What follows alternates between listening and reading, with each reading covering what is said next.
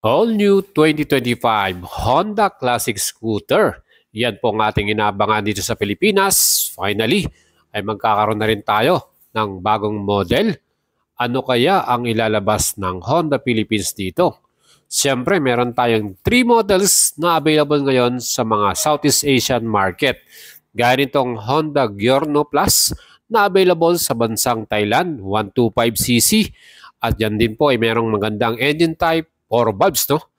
Ang kagandahan dito, modern at very sleek ng kanyang style at design. Mga idols, aabangan na ba natin ang bagong Giorno Plus dito? Pero siyempre, meron din tayong bagong labas na 2025 model, ang Honda Scoopy 110cc naman ito. Retro style, classic din, at modern na rin ang mga specs and features.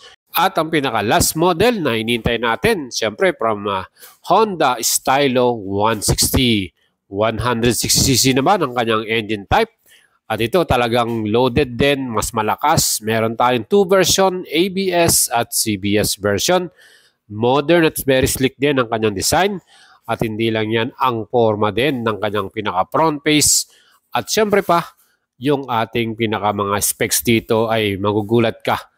Mga idols, yan po ang 3 model na bagong nilabas ng Honda sa mga bansang Thailand, Indonesia at siyempre sa Vietnam. Kaya mga idol, ano kayang model ang dadalhin naman sa atin ng Honda Philippines?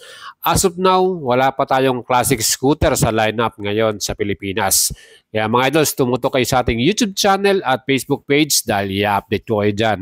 And sa 3 classic scooter na to, mas gusto ko at mas kursunada ko ang bagong Honda Giorno Plus, mga idol. Sakto lang yung kanyang engine, 125cc, 4 valves, liquid cool na rin. At hindi lang yan, yan din po ay merong ABS at CBS version. Para naman sa Honda Stylo 160, ito naman mga idols, mas mababa ang seat height nito, 768mm.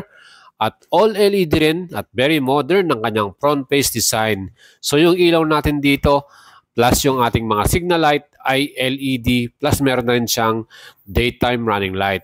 Meron pang smoke effect yung ating pinaka rear tail light. Siyempre, yung mga iba pang classic styling nito, gaya ng leather seat, yung mirror niya, round, at yung kanyang pinaka headlight, talaga naman po ang ganda. Plus, bumagay din yung kanyang wheels, no? Yung kanyang design. Ang sukat ng gulong sa front ay 110/90/12, 130/80/12 naman ang likuran. Meron din tong malaking compartment, 16.5 liters. Marami-rami na tayo madadalang personal belongings natin. At ang fuel capacity naman ito ay 5 liters with 45 km per liter na mileage. The best pa dyan mga idols, full LCD na rin ang display or meter panel nito. At equipped na rin to ng USB Type-C para sa ating cellphone, ma-charge na natin. Meron pa siyang mga special hook para sa ating mga ibang dalang gamit. At ang kagandahan dyan, convenient tong i-open ng engine dahil smart keyless na rin siya with answer back and anti-theft alarm. Well, ang engine type nito is 160cc, 4 valves, liquid cool with max power 15.1 at max torque 13.8 Nm.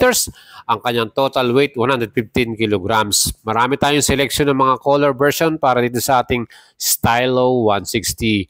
Ang forma rin nito, at talagang mas okay ito kasi malakas yung makina nito. Meron din siyang version na anti-lock braking system at naka-disc brake din ng ating rear brake dito. Mayos, gustong-gusto ko yung color black at yung color na parang dirty white sa Stylo. At syempre itong ating limited edition din na bagong Giorno Plus. Meron silang bagong labas ngayon, yung Donald Duck edition at Mickey Mouse edition. Aba mga idols, cartoon, di ba? Yung kanilang mga ginawa ditong mga design at style. Ang ganda ng combination ng pagkaka-blue, white, at black. Plus may yellow touch, di ba mga idol? Ang ganda. Well, kung mahilig ka sa mga classic style, retro, pero modern at very sleek design, ito ang perfect sa atin. Kung ako po ay magkakaroon ng chance, gustong-gusto kong bilhin tong bagong Giorno Plus na to. Kasi napakaganda niya para sa akin. Tayo rin po mayroong scooter na classic, yung Yamaha Pacho, Pero ito, inaantay natin ang ilalabas ng Honda. Hopefully, makabili rin tayo nito. Yan po yung Giorno Plus. So, CBS version at ABS version ang nilabas nila sa bansang Thailand. At naging hit to dahil ang ganda lalo na pagka nilalagyan ng accessories at kino-customize to. Actually, ang dami nilang nilabas ng mga customized para dito. So, at marami na rin mga mabibiling accessories via online para dito sa model na Giorno Plus. Mga idols, itong bagong model na to, hopefully ay ilabas din sa atin ng Honda Philippines. Kaya nga po, very soon mayroon tayong masisilayan na classic scooter. Finally, matagal-tagal na rin pong walang classic na model ang Honda dito sa atin sa Pilipinas. Mga idols, ang kanyang makina, ang reliable at syempre matibay na ESP engine from Honda with program fuel injected. At hindi lang yan, itong Giorno Plus na to, 4 valves na ang kanyang makina. Liquid cool at 125cc ang total displacement. Kaya nga bumilib tayo dito Naka-disc brake din ang ating front brake with 1 piston caliper. So meron tayong version na with anti-lock braking system at CBS version with combined braking system. O di ba mga idol, ang forma din ng kanyang pinaka-wheels classic styling. Equipped din ito ng smart keyless system at meron din siyang full LCD display. Ayan mga idol, makita naman po ninyo. Meron din siyang equipped na idling stop and start para sa ating mas lessen na consumption ng ating gasolina rito. Kaya mga idols, lahat ng modern specs na nakita natin sa isang scooter ng Honda ay meron to. USB charger, meron na siyang socket charger, ready na rin para sa ating smartphone. Dito pa sa kanyang bulsa. At pwede pa nating ilagay po dito sa ating pinaka-compartment yung cellphone natin, iwan natin dyan habang tina-charge natin doon sa ating socket charger. O di ba mga idol, yung kanyang fuel ay nandito naman sa pinaka-front. So yun yung pagkakaiba ng Giorno Plus. Nandito sa front, mas convenient para sa mga rider yan. Hindi mo na i-open ang inyong compartment. At ang advantage din ng Giorno Plus, mas malaki ang compartment ito. 30 liters ang kanyang capacity compare sa Stylo na meron lamang 16.5.